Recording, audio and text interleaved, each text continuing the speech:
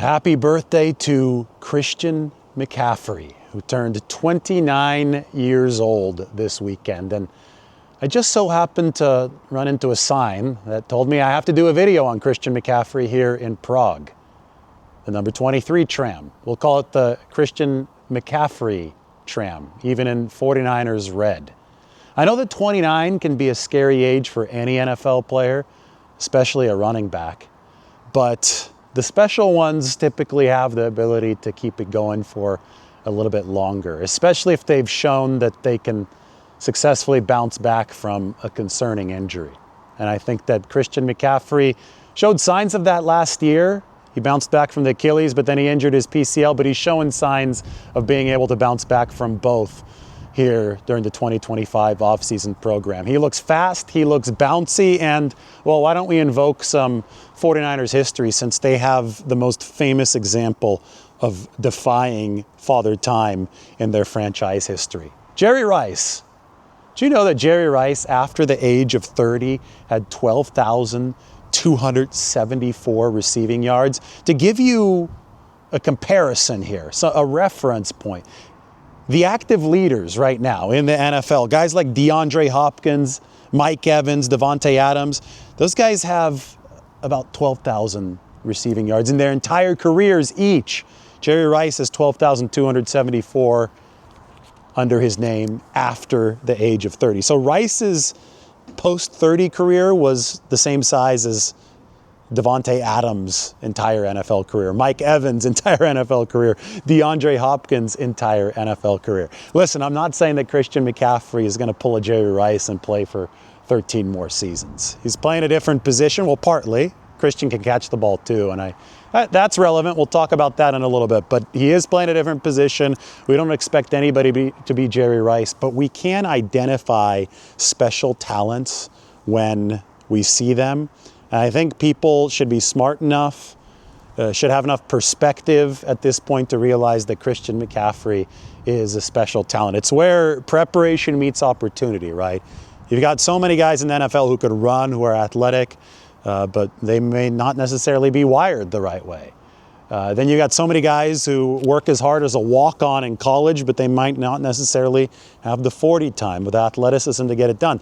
The guys who have both, the ones where that Venn diagram is just one circle, those are the players who become Hall of Famers if they have the injury luck and the team luck to go with it. And I think that Christian McCaffrey is well on his way, because he is that one circle Venn diagram. I think he's well on his way to becoming a Hall of Famer. So I think that he is a player who does have that little extra, where the 49ers can reasonably expect him to deliver past the average age of where running backs start to falter. So let's talk about Christian in this 2025 season. I could tell you for a fact that the 49ers are counting on him big time this year. All the talks to the owners' meetings, to the NFL Combine, we talk about the rehauled 49ers roster. Earlier today, I made the video on San Francisco's defense, and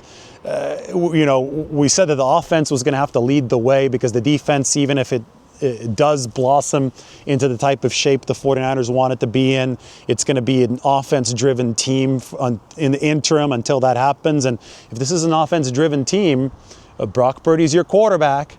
Christian McCaffrey is your all-purpose unlocker of efficient worlds for the offense. What we saw those two work in such excellent tandem back in 2023, and they need to have that opportunity again if the 49ers are going to rediscover number one efficiency offensively. I know Niners fans and Warriors fans, there's a lot of overlap there. You saw how things fell apart for the Warriors without Steph Curry. The spacing just wasn't there. The offensive opportunities for other players got much more difficult. Kyle Shanahan has compared Christian McCaffrey to Steph Curry because he commands such attention defensively. And that's one thing, though, about Christian's game that is, on one side, it's the 49ers' big hope for unlocking the rest of the offense, because he could attack a defense and threaten a defense from so many levels of the field.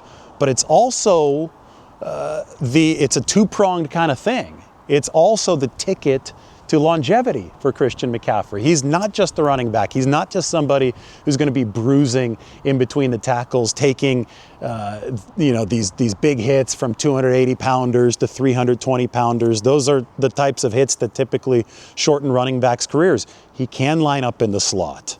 He can line up out wide. He does know how to play in space. And the 49ers and McCaffrey, I mean, they already know this. They've already been playing with him in this style. They can actually preserve his body, even with a bigger workload, by playing him like a receiver, at least part-time, instead of just like a running back. On top of that, we know that Christian knows how to run. Flow like water. He's got the Bruce Lee mantra down, and that has definitely allowed him to sustainably absorb NFL violence at a much more efficient clip than almost anyone that we've ever seen play this game. You know, when I think about Christian McCaffrey and his potential impact on the 49ers, my mind always goes back to that first full game he had for San Francisco after the trade in 2022. Out SoFi against the Rams, he threw for the touchdown, right? That was to Brandon Ayuk on the trick play. And, you know, funny enough, I still remembered the Pac-12 championship game. I was at Levi's where Christian threw a touchdown to Kevin Hogan, the Stanford quarterback against USC. I had flashbacks to that when I first saw Christian throw that touchdown to Brandon Ayuk. But later in the game, he ran for a touchdown, and then he caught a touchdown from Jimmy Garoppolo. So he pulled off the trifecta, and that underscored just how special of a football player he was. I mean, to pull off the trifecta, you've got to be insanely good. That's something that doesn't just happen. I think LaDainian Tomlinson had done it, right? But it was extremely, extremely rare. To do it in your first full game with a team after getting traded, well, that's something completely different. If you have a player who can pull something like that off, do not bet against him. I think that is the overarching takeaway. Christian McCaffrey has already defied odds so many times.